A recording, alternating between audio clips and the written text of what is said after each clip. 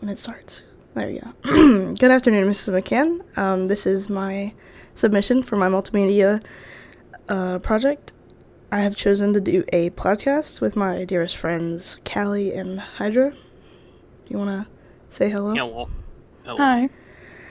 I have had them read over my essay, and today we are going to talk about it and have them give their opinions on everything that I've written about.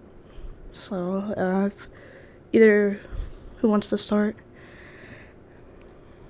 Go ahead, Callie. So really my only issue that I'm having with page 1, and really it's just the thesis, is just some wording issues. So, in your very first opening sentence, you said, the cost of healthcare in the United States over the years has exponentially increased over the years. And I just feel like that wording was really redundant, and it could have been condensed a little bit to maybe like, the cost of healthcare in the United States has exponentially increased over the years. You could have just completely cut out one of those over the years that was in there. Yeah.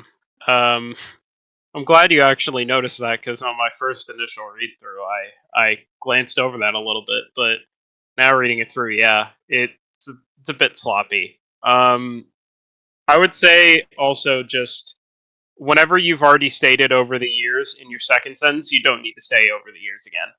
Like, you can kind of just cut that a little bit, because we already know that you're talking about it over a long period of time, because you stated it in your first sentence.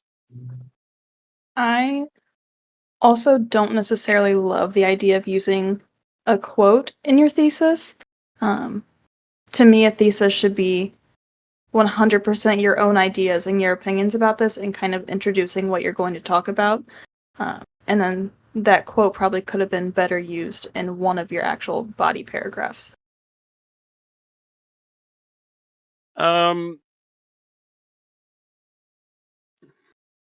Yeah, I can see that perspective, but also it depends on what you qualify as the thesis for this. If you're counting the whole first paragraph, but I think also uh, the sentence before, like the third to last sentence, this, despite all these investments, the cost is not always justified. I'm going to be honest, I don't know if you actually even need that sentence. I think you're kind of implying that sentence with the sentence before it. So, because you're talking about all the negatives of the healthcare system, and then you're kind of just restating the obvious whenever you're kind of going back through of, despite all this investment, the cost is not always justified. Well, we're kind of gathering that.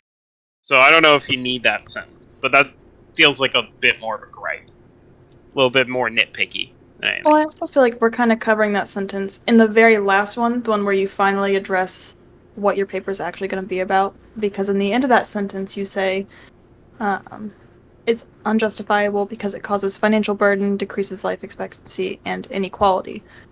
So, I mean, that sentence alone covers that entire, the cost is not always justified. Yeah. So, outside of that, that's kind of all that that's kind of the only issues that I have. At least with this first page. I don't really have anything else. I would agree. Alrighty. Thank you.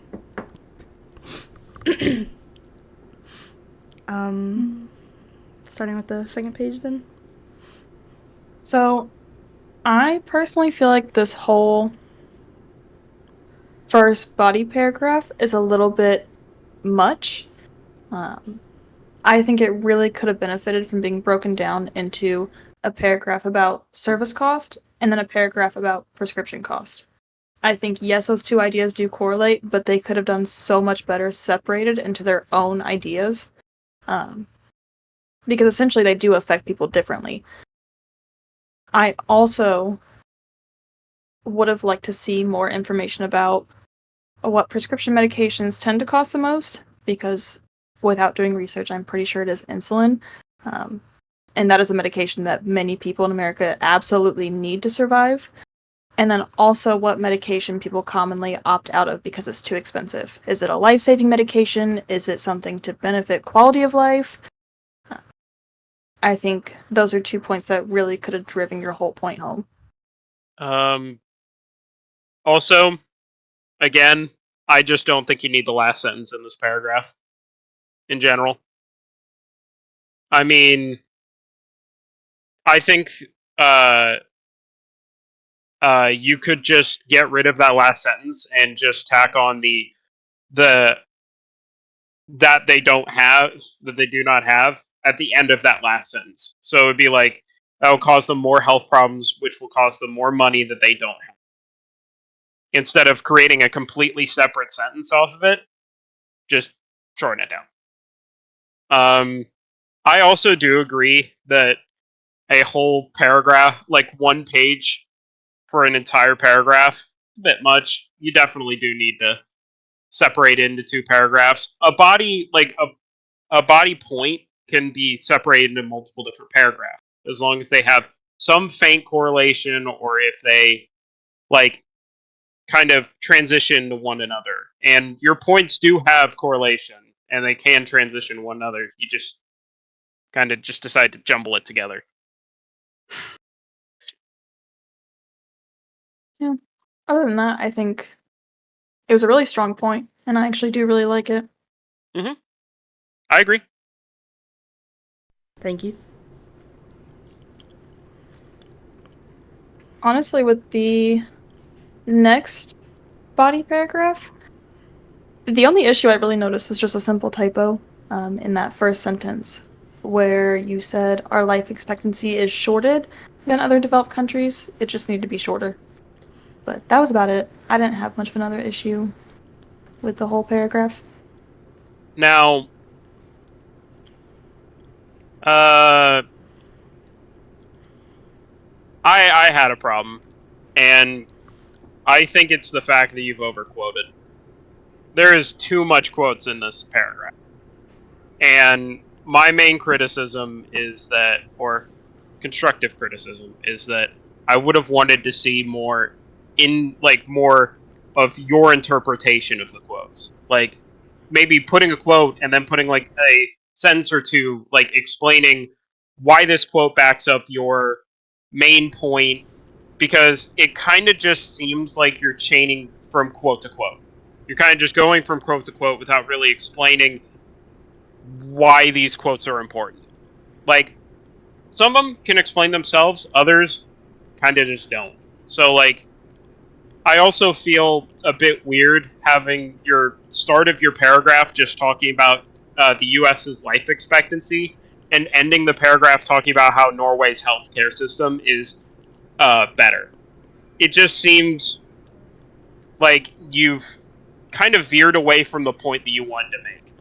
Well, I think starting the paragraph with the US life expectancy and ending it with Norway is fine, because in that last point, it's Norway's life expectancy is higher than the United States. So I think she was just introducing, here's a problem with our healthcare, our life expectancy is shorter, here's how we can compare it to another country and kind of get ideas from them and try to figure out why their life expectancy is higher than ours and see how that directly correlates to their healthcare. But I do agree with the quotes. I think that is kind of an issue throughout the whole paper. I feel like we're getting more of other people's ideas than your own. Yeah. Here's the thing. That was a good point. Callie raised that it's not like the worst point in the world. I just think it should have been placed somewhere else in this paragraph, maybe. Like talking about the life expectancy of Norway. Like I feel like it should have been placed somewhere else in this paragraph.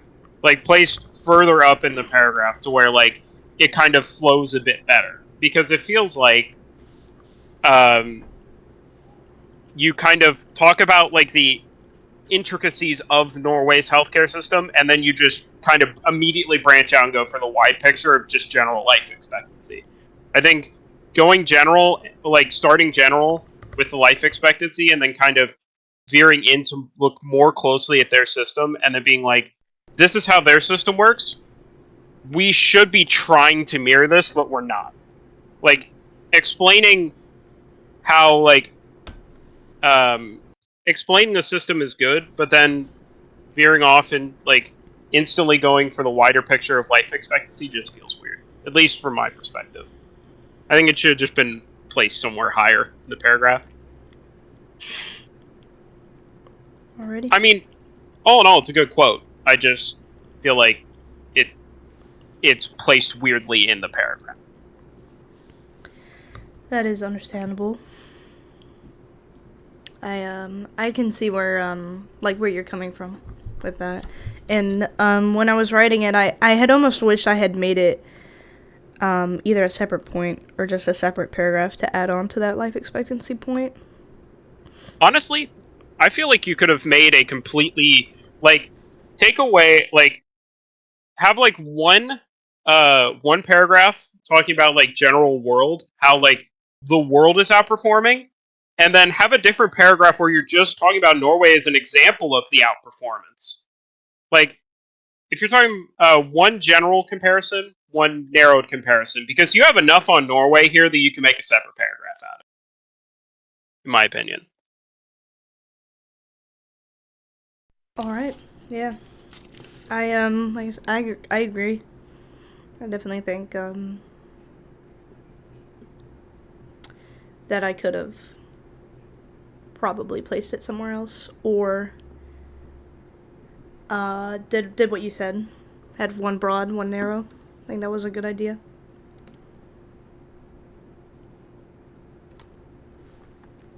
So, with your next point about people age 65 and up, I'm a little bit confused about, I guess, the placement of this paragraph. I think this whole idea could have been incorporated into a different main point that you were making. Because while it is a really good point to make, it doesn't really mesh well in the middle of this paper. It kind of just feels like an outlier. Like, I think on the point after that, where you're talking about lower income families and Medicare, I think talking about our senior citizens could have perfectly gone into that paragraph. Callie's kind of taking the thoughts out of my head here. I think that this is just placed wrong. Like, I think swapping these other two, swapping those two paragraphs, or even just taking bits and pieces of this paragraph and putting it into the lower income families paragraph could have really helped buff your point on lower income families' experiences, but also made this make sense more. Because again, you're talking about how, like, how the U.S. is kind of getting outclassed in the healthcare system field in the paragraph above, and then you instantly veer to senior citizens. It feels like a very sharp turn to make. Yeah, I think the idea for it just popped into my head, and I just had to start writing about it, or I've forgotten it. But I definitely do think I could have put it in the last point paragraph, because that paragraph is about lower income families and about the inequality that they experience with healthcare, and I definitely think that it's also the inequality with our senior citizens, so I could have definitely put that down there. Also, this quote. This quote is fantastic in this paragraph by the Motley Fool. It's great. Talking about how, like, the portion of how much of the, like, income that these families make goes towards healthcare costs. Like, if you place that in the last point paragraph, it makes a lot more sense. But I also think you just needed to go in on a bit more, because you have a great quote here you could expand on and make a really solid point, but you just don't do it. I kind of agree. Because, I mean, if you're going to talk about the percentage and how much is actually going to healthcare costs, later on in your paper you talk about how people don't have access to healthy foods or medications or healthcare. And I really think you could have broken that down even more than this quote did, of they're spending 13% or $7,500 on healthcare costs. This is how much money they would have left over for food and housing and everything else they might need. And just kind of break it down that if they're spending this much on healthcare, they can't afford healthy foods or they can't afford safe housing. Yeah, the more that I'm reading the other quote too. Yeah, this whole paragraph just needed to be in your last point, because you're literally talking about low income. You're talking about restricted and low income for senior citizens in this paragraph. Like, you can either have this as a good transition, but go more in depth with the healthcare costs, and treat the last point paragraph as kind of like a narrow down of, okay, we talked about how seniors are affected, living like lower income seniors are affected. Let's talk about how their families are, how their families would be affected by this. Mm-hmm. Or you can just have this be like, have this senior citizen paragraph right at the end of the lower income. I feel like both of these quotes that you brought in fit more into the lower income families paragraph, the last point paragraph. But they're both good quotes. I just, one is explained, one isn't, and the one that isn't explained needed an explanation, or needed you to take advantage of how key of a point it's trying to make. Yeah, I think the one that's not explained is the stronger quote. Yeah. And it's kind of just getting abandoned and not being supported fully. All right. Mm-hmm. Yeah, like I said, I agree. I definitely, like, reading it now again, I definitely think I could have placed it better. And, actually explained some of my quotes that are kind of left lonely.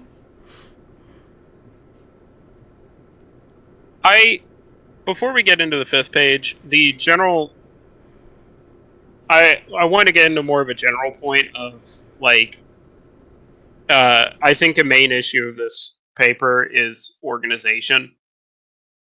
I think a lot of points that you make are good points, but they're placed wrong in the paper.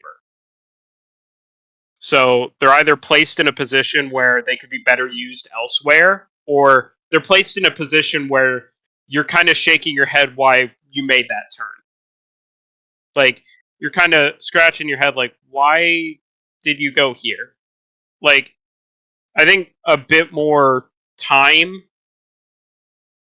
taken to revise would have just been, you would have realized all these things and just been like, okay, I'm going to place this here.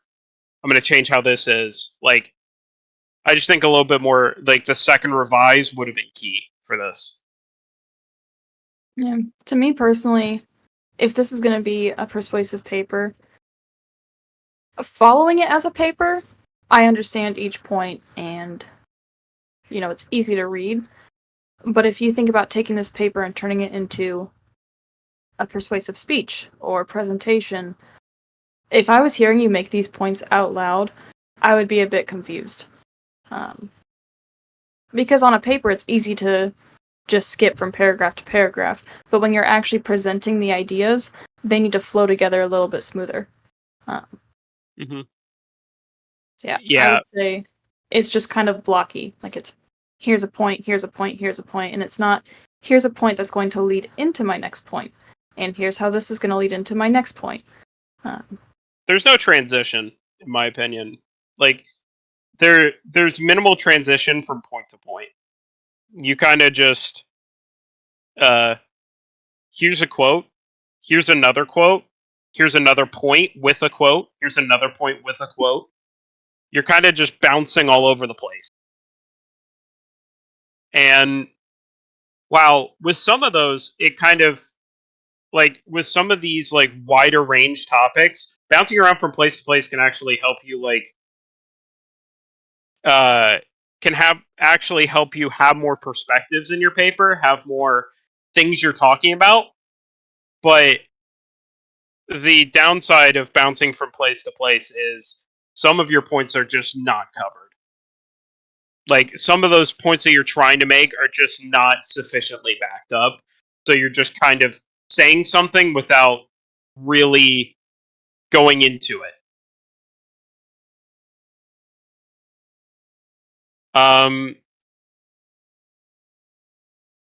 that's at least how I feel with this. Like, you have a lot of good quotes. I'm not gonna lie, a lot of these quotes are really good.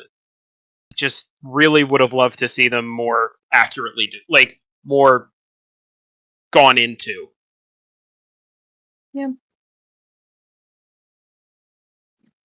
But anyway, page 5. So, overall, my issue with page 5 is just, I guess, supporting your own points. So when you talk about low-income families having different access to healthcare, I would have loved to see you talk about why the healthcare they have access to is different. So, like, community hospitals, low-cost clinics, things like that.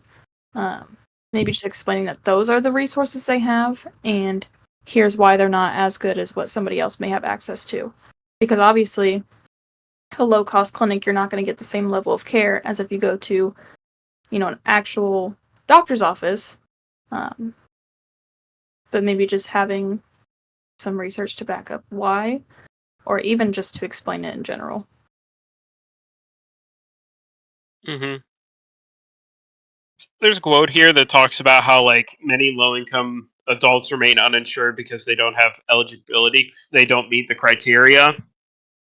I may have won it. This is kind of nitpicking, I guess, but just talking at least a little bit about some of the criteria might be helpful. Kind of gaining a sense of perspective of oh, low-income families have to jump through these hoops. Oh, I can see why that might be difficult. But again, that does kind of feel gripey a little bit. I also will kind of re-bring up the point of there's just a lot of quote here. Mm-hmm. You have 3 block quotes. The one that I just talked about is 7 lines in the paper on this paragraph. 7 lines. That is a lot. Yeah. Either take bits and pieces of it or paraphrase it. Because I think the 138% of the federal poverty line part of it is really cool, really good. I think that would have been a really nice sentence to have. The 2 sentence above, the 2 sentences above, I think you could have paraphrased. Well, I think even with the 138% of the federal poverty level, I would have liked to see an explanation on what is the poverty level, what would be that 138% mark, That's a good what point. percentage of Americans would even meet that mark. Because I know, you're talking about Medicare, but even with a Medicaid application, you have to prove your income, you have to give your, what are they called? Things you own. If you have a car, you have to give your car title. You have to prove the amount of assets that you have, and it can be incredibly difficult for people who are already struggling financially to even provide that documentation to get the financial assistance or to get the insurance. And I feel like that was just completely skipped over.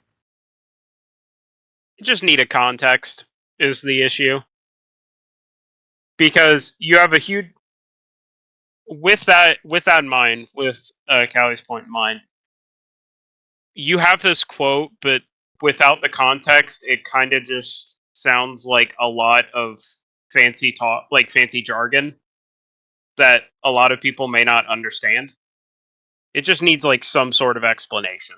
Callie said with the poverty level, going into uh, maybe some of the challenges they may face in the healthcare access. It just needs some sort of explanation about why this is prevalent. Some quotes can speak for themselves. Unfortunately, this is, in my opinion, not one that can't speak for itself. It needs some sort of explanation. And I will give you credit where credit's due. This is a difficult topic to talk about because there's just so much that goes into it. Because once you start talking about the poverty level and what percentage of people would actually meet the requirements, then it starts getting into other things that are wrong with our country, like why do we have such low income? Why are so many Americans at that poverty level? And so it is a little bit difficult to expand on it without just completely veering into a different subject. You're So I walking will on a give you credit tightrope. there. Yeah, you're walking on a tightrope for sure. I definitely, I will give credit with that. Like, that is a difficult. It's a difficult way. It's difficult to describe it. I will definitely like say, but I don't think you need to go like fully in depth. Just talking, just give like a brief like metric on the federal poverty line. Like, where is it at? And then you can move on. Like, it is a hard balancing act. So I can see how my gripe is a little bit too far, maybe a bit too petty. But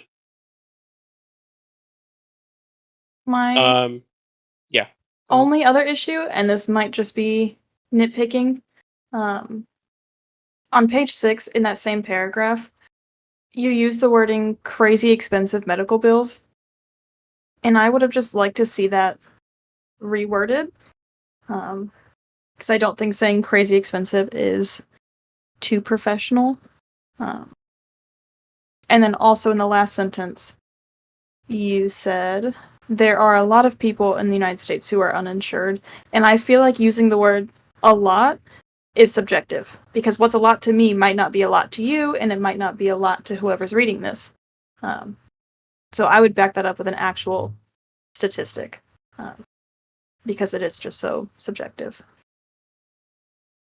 Um, the I I can see it. I can see the crazy expensive medical bills being something that like someone who is like reading this as a persuasive paper being like, okay, it's a bit childish. Like, just saying crazy expensive, you could just say very expensive, and that gets the point across. Yeah. Um, the I will say it is unjust to not let people have proper care just because of how much they make or if they have children. I love that point. Mm-hmm. Wish you would have explained it. I wish you would have like gotten something to back it up. Like, or like made like another, maybe like another section where you kind of dedicate a few sentences to actually like talking or making an actual point about it. Because just saying that is kind of like, okay, but what else? Yeah. Um, I also like I like these two sentences to pat. I like the two sentences actually. The sentence right after of another problem is these families can't afford care because they can't get insurance. Maybe state why they can't get insurance. Maybe like because that's a good point. Just I think wanted that to would have expand. been covered had we gone more in depth on the whole poverty level issue and how hard it is Hmm. to qualify for Medicaid and Medicare. I can see that. Um, Again, I think the quotes that you're getting for this paragraphs are, like for this section is really good.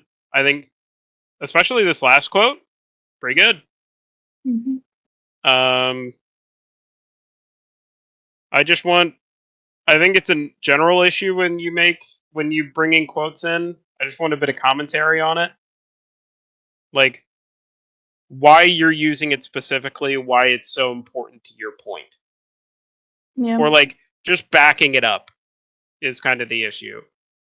Um, because just throwing a quote in and then immediately veering off into something else just kind of makes it seem like the quote's just put in there, just kind of thrown in there. Give the quote like the commentary gives the quote importance, gives it like a sense of okay, this is why they're using it. When you just kind of throw a quote in and immediately go into your final sentence before switching into a paragraph to another paragraph, it's kind of like, okay, they just threw this quote in. Yeah, for me, if you give a quote and then don't explain why it's so important, it kind of just leaves the reader sitting there like, okay, and why did you just tell me that? Why did I need to know that? Mm-hmm. Like, Like, yes, a lot of it is self-explanatory. For anybody with any sort of educational background on the subject, you can see why it's important, but you kind of have to write it as if the person you're talking to has no idea what you're talking about. No background knowledge, no nothing. that's actually a massive point.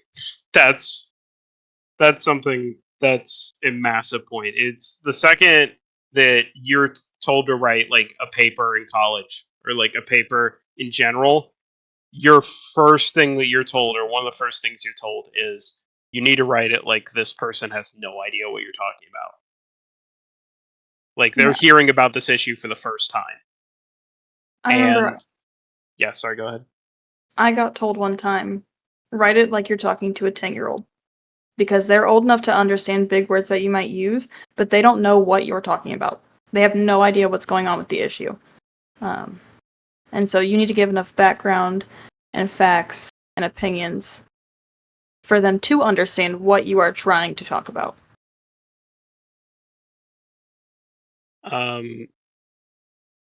Yeah. But honestly, the fact that the quotes don't have the commentary is the biggest issue in the paper. That's the biggest defining thing in this paper, is that the quotes aren't backed up. I think outside of that, organization, and then those are the only two main issues I have. Everything else is like small nitpicks, small things that like I might have changed, but you don't need to necessarily change. It's kind of like small things.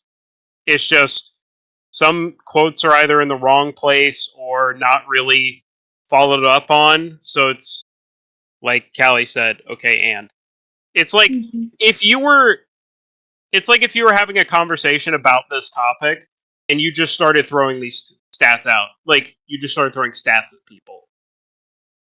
Like, okay, why does this matter?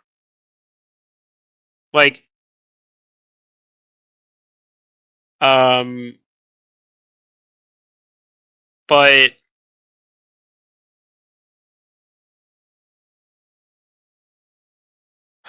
anyway, with the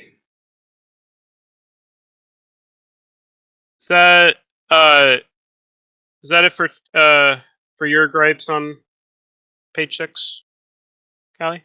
Yeah, at least until we get into the next paragraph. Why don't you go ahead and get us started on the next paragraph? I'll follow up. So, with the paragraph about costs of medical equipment and research, I only have three main issues.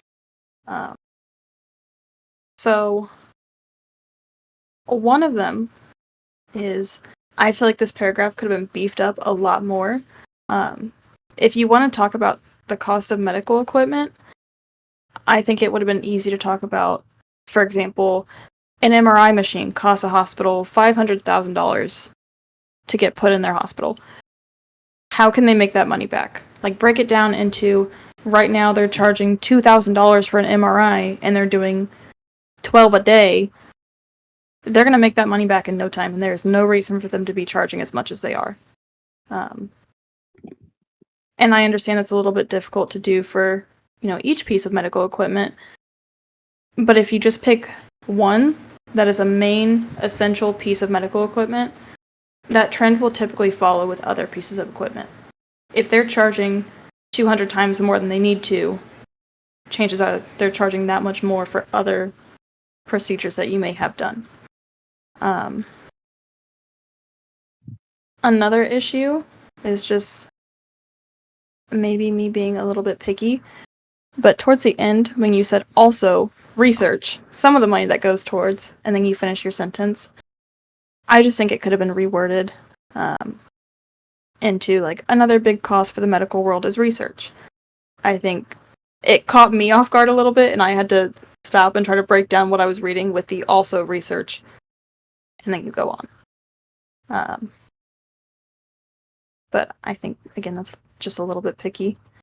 But then, if you're going to talk about how we charge so much because medical equipment is so expensive, compare that to other countries. Like earlier, you brought up Norway. How do they get away with charging so much less if they still have to pay for the same equipment that we do? I think that would have been a huge point for you to bring up, at least somewhere in the paper. I understand this paragraph is kind of you trying to justify why It's this playing country devil's charges so advocate. much. Yeah. But I don't know. Like I was left curious how they charge so much less when they're doing the same procedures with the same equipment. I think a really cool perspective you could have gone down is keep this paragraph, then make another paragraph where you're actually countering this paragraph, where you're making a counter argument for the devil's advocate. I think this paragraph annoyed me. I'm not gonna lie. Not because of any like issues with writing. It's a perfectly fine paragraph how it is. It just feels like a missed opportunity. It feels like you had this great point, followed up on it, and done a lot more, and you just kind of cut it short. It really feels like, man, I want to know more. I want to know what your actual like thought was on this, like how they could have maybe figured this out, get it like I wanted to know more about this actual like some of these arguments to justify the cost. Like, and it just feels like you cut it short. You just didn't like realize the actual potential of this argument that you had or this paragraph. Yeah. I think when I would help students with their persuasive speeches, this is the main point they would struggle with, is the counter argument. Because a lot of people just took it as, okay, I need to see the other side of the situation and see where other people are coming from. But if you're trying to persuade somebody, what you should be doing is addressing the other side, but addressing why it's not valid. And that kind of goes with what Hydra's saying of, you did address the other side, but you didn't support your own paper. You kind of just let it be as, yeah, like I guess I kind of understand where the other side's coming from. You need You're to argue your conceding. point.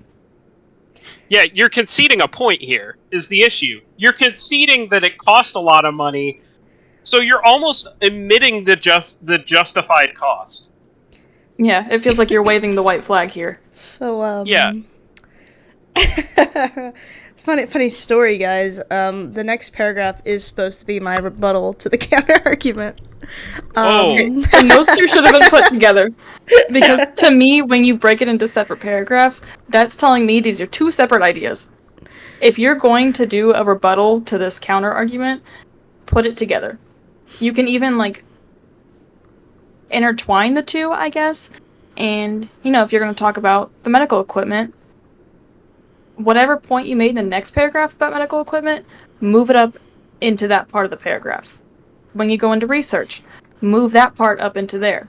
That way it's not I just think you combine these two paragraphs. Yeah. Because, like Callie said, the second you make another paragraph, or the second that you make that paragraph, like, you cut it off without, like, trying to transition. You need to have, like, a transition sentence. Between, not, like, the start of this paragraph. You need, like, a transition sentence to be like, okay, here's the cost, but here's why I think it's not justified. But in the next paragraph, I will describe, or, like, some sort of bridge. Yeah. Give me some sort of bridge between the two paragraphs so I can realize, okay, these two paragraphs are the same thing. Like, are the kind of same argument, but on the other side. Because, in my opinion, when you cut off a paragraph like this, it does read like you're waving the white flag, and then I'm immediately not really following you on your next point. Yeah. Because you've gone into it saying, like, okay, here is why it costs, like, the cost of medical equipment so much. There's a great quote you have here. The top performing countries overall are Norway, Netherlands, and Australia. The United States ranks last overall despite spending far more on its gross domestic product. Why is this quote here? Why is it There here was and not in the other paragraph? nothing there to back it up. Not a single sentence to back it up, because your next sentence was also a lot of medical research projects are not mostly funded by the American taxpayers, but by grants provided by the government. And if these two topics go together, that last sentence should have been in that other paragraph. Because you give the counter argument, you give your rebuttal, and then you end your rebuttal by supporting the counter argument. And I'm also curious, if they are funded by grants provided by the government, where is the government getting that grant money? Because it's probably coming from taxpayers, so taxpayers are still probably funding that research. I just think that this second quote, it is a good quote, but it's in the wrong paragraph, in my opinion. It should have been in the other paragraph, because it is literally, it's actually buffing your counter argument. Because you're saying that they're spending far more on their gross domestic product, which is literally the point you're making in the other paragraph. Mm-hmm. Yeah, In the other paragraph. Yeah, go ahead. Just these two paragraphs are honestly kind of a jumbled mess of ideas. I think you're just going back and forth on which side you support. And I would have liked to see it just more concise on, okay, here's the other side. Here's my side now. Yeah. This whole devil's advocate section, although I appreciate the idea, is really hurting your paper. It's really hurting your actual argument that the rest of your paper is doing, because it just kind of, these two paragraphs almost feel like they're not needed, because it's not actually helping your point by stating any of this. Like, saying any of this is just more or less like, oh, by the way, you also had a typo. Untied states? All this money that untied states spent? I didn't even notice that one. Where's that at? Page 7 in the counter argument paragraph, right after the Peter G. Peterson Foundation quote. All this money that untied states spend. That's not your favorite state? It also should have been that the United States. Yeah. Like, I agree with Callie. This just feels like a mess. Like, these two paragraphs are just a mess, and don't help your paper, in my opinion. Yeah, I mean, I didn't even notice that this was the counter argument to the counter argument. Yeah. And that's more problematic for you. Yeah. I think that just about covers all my issues with it. Because then you go into solutions, and like, while I appreciate the solutions here, yeah, the more I think about it, these two paragraphs that we just slated all can be used to cover the cost part of it, and then your next, and the rest of the paper can be okay. Here's the cost. Here are my solutions.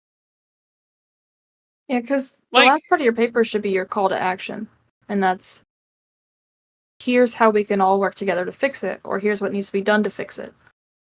And you do that. You say, now asking a question, what can we do better? Here's the thing. You have two paragraphs here that are countering your entire paper. Your last part of the paper, honestly, kind of starts sounding like your counter argument to it. Being like, here are the costs. Here's my ideas to fix it to counterbalance that cost. You're actually like just wasting a paragraph on like trying to play devil's advocate, like playing like trying to counter your devil's advocate argument when you're already doing it. You already do it in the next the next paragraph. You're like, you talk about Norway again, which is fine. Also about 250 USD. Hold on. Yeah, you're missing a letter there. Yeah, you're missing an A there. I know it's nitpicking. But to be fair, that was in the quote. Really? That's a direct quote. Okay, fascinating. Oh, wait. I lied. No, that's outside of the quote. That is not a quote. That is my bad. I saw the first quote, so okay. Yeah, you're doing a good job of explaining what we can do better to counterbalance the cost. Why do you need this paragraph? Why do you need the previous arguments if there was good evidence to support the idea? Why do you need that paragraph? You're already counter-argumenting in the next paragraph. What are you counter-arguing? Like, you just waste a paragraph. You just waste words when you're already doing it. Like it's of course with hindsight, because writing isn't like hindsight for me reading it after you already wrote it, but like it just feels like you don't need this paragraph. Like, you don't need the counter argument to the devil's advocate paragraph. You just don't need it, because you already talk about how how you mean to counter the devil's advocate argument in the rest of the paper. So I do understand why the paragraph should be there, because when you do give a counter argument, you then have to give a rebuttal to that counter argument, which is exactly what she did. But then after that, the final bit of your paper is the call to action, and yes, the information does overlap, but it's kind of serving a completely different purpose. So I do think that the rebuttal needs to be there. It just needed to be framed better. Yeah. Yeah, I think that's really the only issue with it, because then once we get into the call to action, my main issue with it is actually two, I guess. So you go into the government cares for their citizens and the people support the government because it treats them well and pays for most of their healthcare costs. Okay, and like there's no real supporting information on that. Yes, we see that Norway is doing better. We see that their citizens are paying a lot less for healthcare. What is the main basis for them to be able to do that? Because you can sit here all you want and say that their government cares for their citizens more than our government does. But we know that. Without a backup, without like actually supporting it or backing it up with any like sort of commentary, it just sounds like opinion. Like, yeah. Like, the government cares for their citizens, that immediately implies that you're saying that our government doesn't.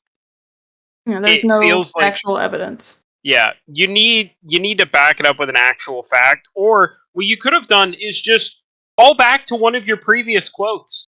You could have called back to a previous quote to help buffer it, like to help your point. It does feel like when you've made a point, when you make that point, you're just making it it's bias, not an actually good point. Yeah, go ahead.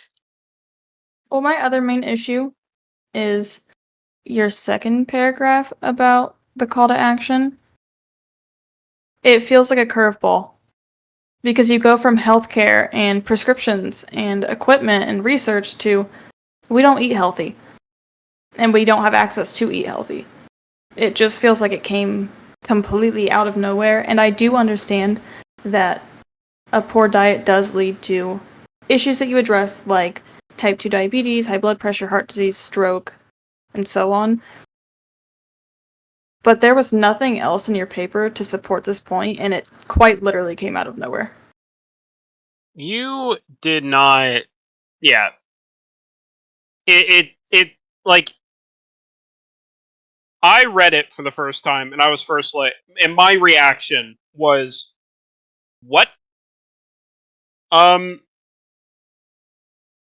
the thing is, you have made no evidence to talk about like anything relating to lifestyle beyond low income families the entire paper. Mm-hmm. And this is your first time talking at page 8, right towards the end of your paper, about a lifestyle choice. Yeah, I think if you wanted to give information on lifestyle, that should have been a choice made from the very beginning. It can't be a choice you make right at the end as you're closing out your paper, because it just leaves people with even more questions. Because I do think lifestyle does have a big role in healthcare. However, the rest of your paper is factual evidence on the actual care itself and not the preventative measures of healthcare. I also think if you're going to address how our government is failing us with healthcare, yes, they do have a role to play in the cost and the availability of healthy food, but it's honestly more of an issue of society. And there is also a typo in the third line in the word Yep, purchase. I saw it. Prakashi? Okay, yeah, I just saw that. I was looking at my original paper and I noticed it too. I don't know. I think if you really, really, really like this point, support it earlier on in your paper. You're going to have to take out one of your other points and change it to lifestyle and how that affects healthcare. But it's going to be really hard to tie that into how the government is controlling that. Yeah, this paragraph is another example of you bouncing from topic to topic. Yeah. It doesn't. As we get more into this paper, I start to see you jumping from topic to topic, or jumping from mini point to mini point, without really describing why these points matter. Or, like, you make a great point about like cost of healthy foods. Where is this in the other parts of the paper? Why are you bringing this up now? Mm-hmm. Like, I think if you wanted to do a call, like with your call of action, if you want to talk about like reducing the cost of food, put it there. Just like, give us like a sort of like, here's all my solutions, and I'm about to go in to describe them all. Like, give us some sort of like roadmap here, because like Callie says, the second that you bring this up, it does feel like it's coming out of left field, and it it seems like it's just wait. We're talking about Norway's healthcare system. We were talking about Norway's healthcare system, and now we're talking about the cost of healthy food. Where what's happening here? Mm-hmm. It it just feels like a hard turn to make, and You can make yeah, it more cohesive, even just by adding a comparison of Norway's food and their accessibility to healthy food. I think that would even tie it in more. If you really wanted to keep this paragraph, add something to support it from other paragraphs. yeah, like, add a way that it like correlates to like how you talked about like Norway's life expectancy. I mean, lifestyle choices is a massive part of the life expectancy. You could have even made a tie in there. Like, this paragraph just, it's a good point. It just kind of comes out of nowhere, and it leaves you confused. And again, I'm more annoyed about this just because, especially when I've had students do this a lot as well. I really don't like quote one sentence quote. It's such a gripe, but like, you need something more. I need like at least a couple sentences before you go to another quote, or at least like have two quotes. You can have two quotes close together, just link them together. Yeah. Because you talk about diabetics, and then you instantly go over to like by one estimate, the U.S. spends 190 billion on obesity-related healthcare expenses, and like that can be linked together. I think they kind of are, with here's all the health problems that we have related to diet, and then all these problems are making the costs soar, and then here's how the costs are kind of skyrocketing. So I think, honestly, the link is fine. You just need a little bit more after both the quotes were over to talk about them. Like, I wanted more of your own ideas and your own thoughts and your supporting argument on it rather than something that somebody else wrote in an article. Here's I offer an alternative then with these, because they can link. Just with this, all these problems are making the cost soar, as backed up by this, as this source points out. Yeah. Like, you can link them literally just in that sentence.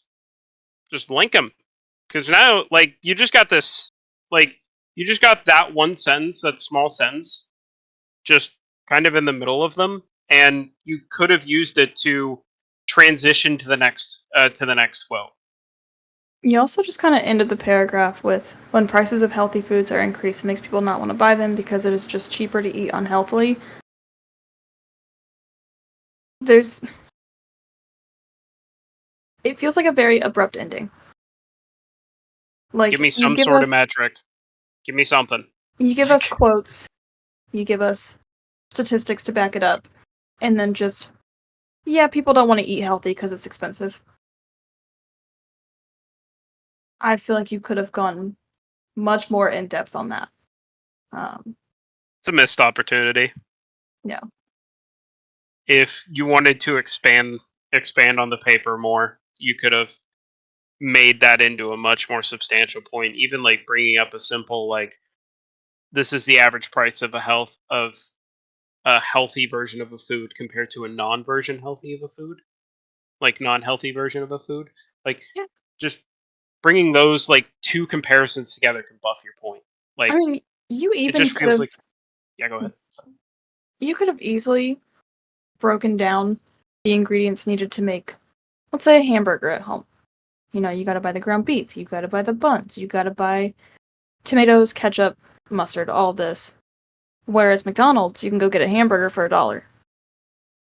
And then you could have broken down like the calories, the sugars, the fats, all of that to really, really, really drive that point home of, here's the price comparison, here's why it's ridiculously expensive to go buy your own fresh ingredients versus just a quick 5-minute trip through the drive-thru. It just needed expansion, but like, again, I feel like that's an issue that we've just talked about for the whole paper. There's Yeah. a lot of points in this paper that just needed expansion, that never got it, and it makes the whole like paper and the points you made feel like just a bunch of missed opportunities. Like, feels like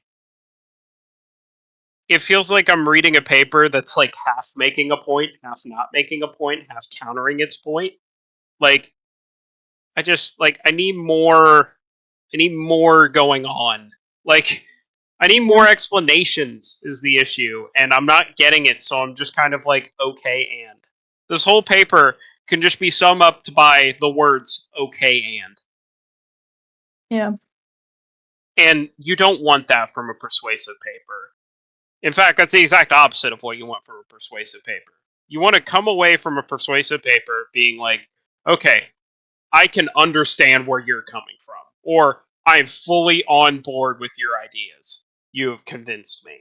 You want to come away from a paper like this with both of those perspectives, and I come away just being like, eh. I just read 8 pages and I'm kind of confused.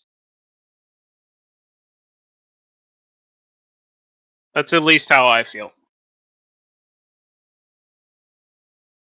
Yeah, I agree.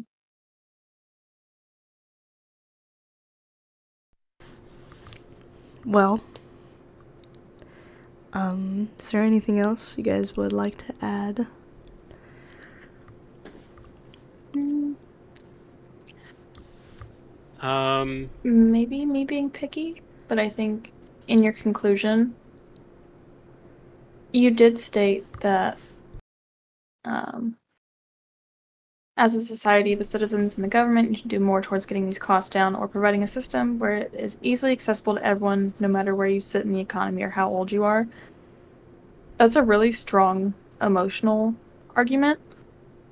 I would have liked to see you strengthen that up a little bit more. Because again, you are trying to persuade people that this needs to change. You need to kind of convince them that it's important to them and it should be relevant to them and they need to care because it will affect them if it's not already. Um, I so you don't also have to go. sorry. Real quick. This is even more nitpicky. Uh those shouldn't be 2 sentences. Just put a comma. I agree. It shouldn't be two Um, sentences. Just put a comma before no. Like you don't need it to be 2 sentences. And also it's probably a stronger point if it's 1 sentence. yeah, Um but go back. Go ahead, Kelly. I think it just has potential to be a much, much, much stronger emotional point to be making. Because the rest of your paper is very factual. You have no emotions put into there, which is good.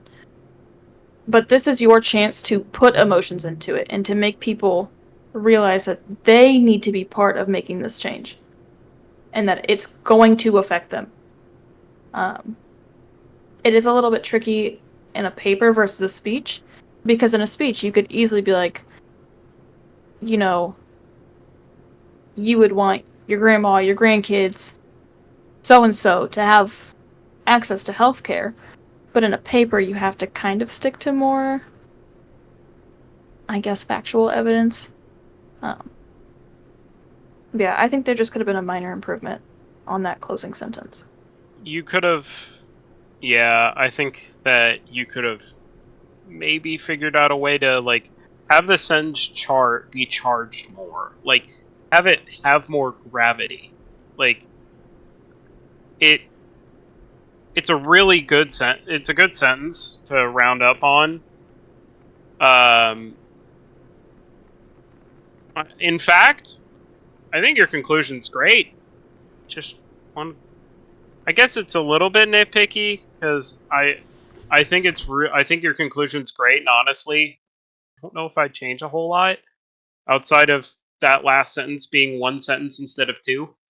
Like, um, I just it feels like that conclusion could have been so much more charged. It could I have actually had this like powerful note.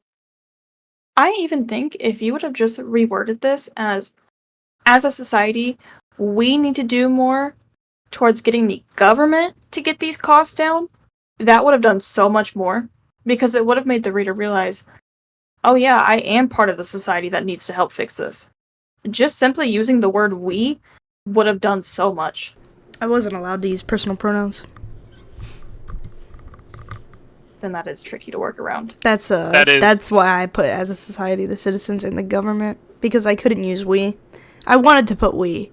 It took me like 5 minutes to think of the citizens and the government to avoid using we, because I really wanted to use we. That's fair. Okay. Then completely um understandable. I'm trying to find a way to reword it now. Um I think you could have said as a society the citizens uh, need to do more to incentivize the government to get these costs down. Or the citizens need to fight harder to get the government to bring the cost down. in order to provide in order to provide a system where it is easily accessible to everyone, no matter where you sit in the economy or I how old you also are. probably would have said economic class or economic standpoint instead of just where you sit in the economy. But again, that's just being picky on word choice. So Yeah. But with the idea of not being able to use personal pronouns, it is harder. Wait, you used we earlier. Okay, yeah, I messed up in some parts, but I wasn't supposed to use personal pronouns. But there is a couple in this paper. Don't get me Right. wrong. in that paragraph, you said if we lower the costs. Yes, I wasn't supposed to use them, but there is definitely a couple that I did not fix. Okay. I was hoping you wouldn't see it. To be fair, it is a good conclusion. And it's more of a general thing about the paper. The conclusion's really good, but with how often you bounced around topics and didn't really follow up on any main with a majority of the points you made, it's kind of like, okay, you're telling me to do something, but I still don't know what you're talking about. I still don't know fully what you want me to do. I know you want me to fight to get the cost down, but also, how do I do that? Yeah. How am I supposed to do that? Because you never really explained it. The whole paper is kind of, I don't want to say attacking the government, but it kind of is. And putting the blame on the government solely. So then when you're telling the citizens that they should be fighting for this, we don't know what we should be doing because all we know is that the government's doing these things wrong. We don't know what we can do to better it or what we're doing wrong. And I think I think it would have been way more clear if the organization in the paper was better. I think the fact that the points you're making sometimes kind of make it difficult for your conclusion to really stick the landing, because they're like, you told me 7,012 different things to do in this paper and 7,012 different things, including something about Norway, and I still don't understand what the main points here were. You told me a lot, but also didn't tell me what you threw stats at me for 8 pages. I do kind of feel like, let's say I was somebody with absolutely no background knowledge on what was going on. I would feel like I learned so much, but nothing at the same time. Because yes, I have all these numbers to back up what you're saying, but now because I'm just left with all these numbers, I don't know what you're saying. I don't know how to use those numbers. I don't know what the significance of them are. The problem is not you've not having enough stats. It's having too much stats and not backing up any of them. Yeah. You've gone quantity over quality here is the issue, in my opinion. And also, you've used way too many block quotes.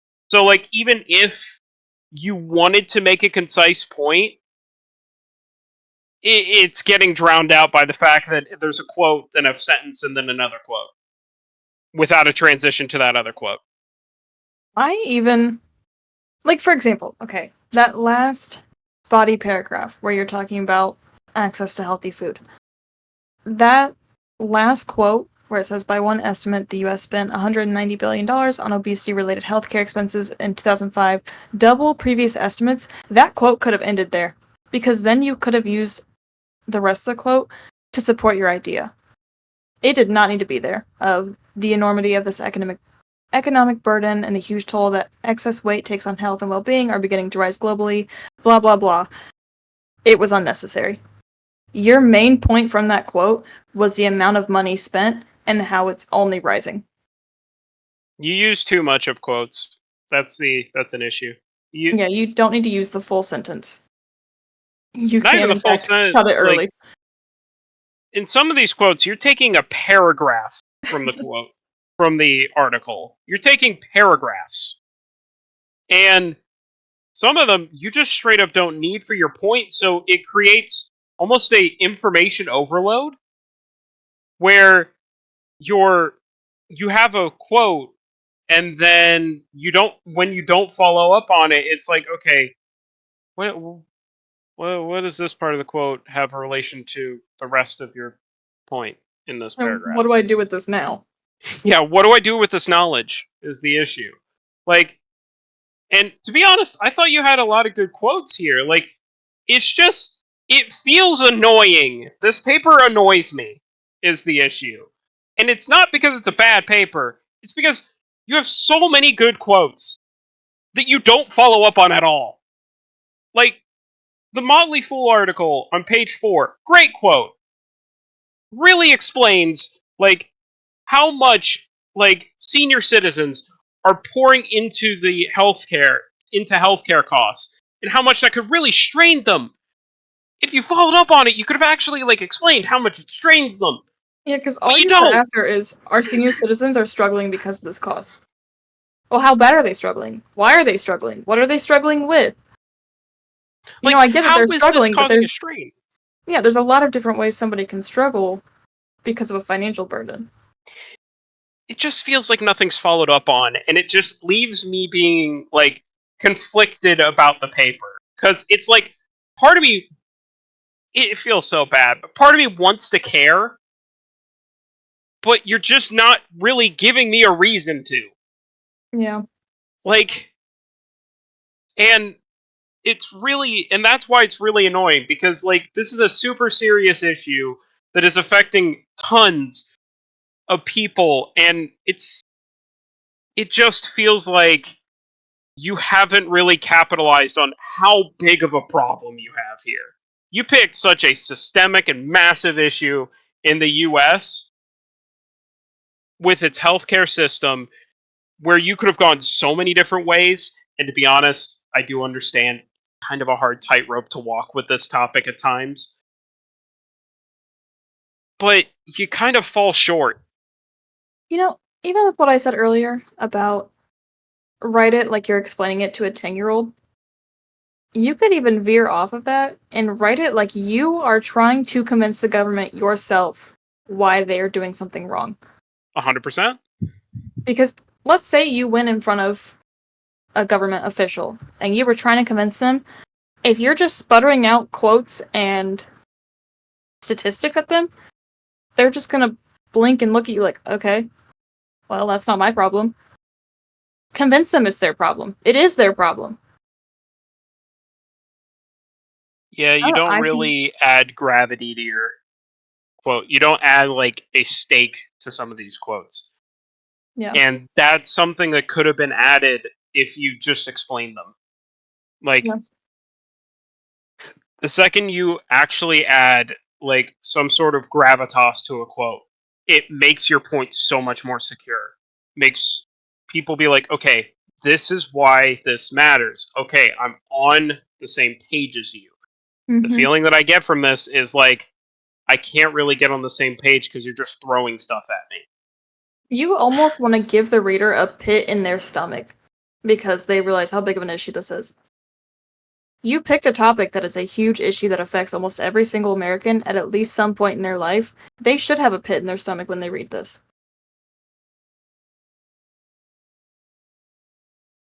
I and like the second that you name something the unjust cost of healthcare in the US, the second you name your paper that, people are like, "Oh, we have got a serious topic on our hands." Mm-hmm. Okay, I'm invested. I got this. I may even have some background knowledge. Okay, I kind of understand what's going on. I got a baseline. With what you've done here, you've just thrown stats at someone for 8 pages. That's all you've done. And while that can be good at pieces, without any sort of follow up on those stats, you are just flinging things around. And Yeah. it makes it really feel like you're just bouncing from topic to topic and bouncing from quote. You're almost trying. It almost feels like you're trying to bounce from quote to quote. Yeah, like grasping at straws, trying to find something that will appeal. Yeah. And when you're writing a persuasive essay, that is something you definitely cannot be doing. You have to be feeling like someone should be reading your paper and feeling like, okay, this person has a firm understanding of the topic and is calm, cool, and collected while they're explaining it. If someone was reading this to me in a persuasive speech, it sounds like they're freaking out and having a heart attack while doing it. Like it sounds like they would be having stage fright while trying to actually tell me about it. Like, I don't know. Like, I know it may sound like very, very harsh, but like, I think it's just annoying me more because there's so many good points here. There's so many good quotes here, and you just haven't followed up on it, and it leaves me wanting more. It, in a sense, you've wrapped up the paper, but the only thing I'm wanting is more. I want more explanation because I'm like, it sounds like you have an idea, but I want to know what's going on more. I want to know like what the gravity of this is. I want to understand where you're coming from on this. Like, and I just don't get that here. Yeah. I do think that sums up my issues on it, though. Overall, you picked a difficult topic, and I do commend you for doing as well as you did. Yeah, it's an incredibly difficult topic, and one that, especially without using personal pronouns of being like we as a community or like trying to hoist the banner against this issue. There's only like I can understand that there's not only so much you can do before you're overreaching those boundaries, Mm-hmm. but I also just feel like you've really undershot the opportunity here. When you could have developed a much better and much more cohesive piece. But it kind of just... It's like you're running in a race and you're getting close to that finish line and then you just fall on your face. That's what this paper feels like. I do have one final issue, actually, and it's just something that we were picky about when we would look at students' papers. In your works cited page, no, I'm gonna say out of alphabetical order, but the hyperlinks, you can remove the hyperlink. And that's something that we were super, super picky about, is that if I open your paper, I don't want to see a single blue highlighted link. Yep. That felt too much of a nitpick. I didn't want to say it, but yeah. Yeah. Whenever you're doing bibliographies, they also should be, at the bare minimum, like, depending on the teacher, like, or depending on the person, they're more forgiving with the blue links. But they do need to be alphabetized. Yeah. Like, that's the bare minimum for most works cited pages. And that's like 5 minutes of extra work, if that. Yeah. But that's all I gotta say on this. Yep. Alrighty. Thank you guys very much. Of course. For your time. No problem. You guys are free to leave. I'm going to do my little final speech here, and then we'll be good. All right. Bye-bye. Can we stay to listen if we want to? Oh, okay, yeah. I'll stay to listen. I was just going to talk about how I was just going to apologize to Mrs. McCann. I didn't put my own thoughts into this a lot. I'm battling allergies right now, as you can probably tell.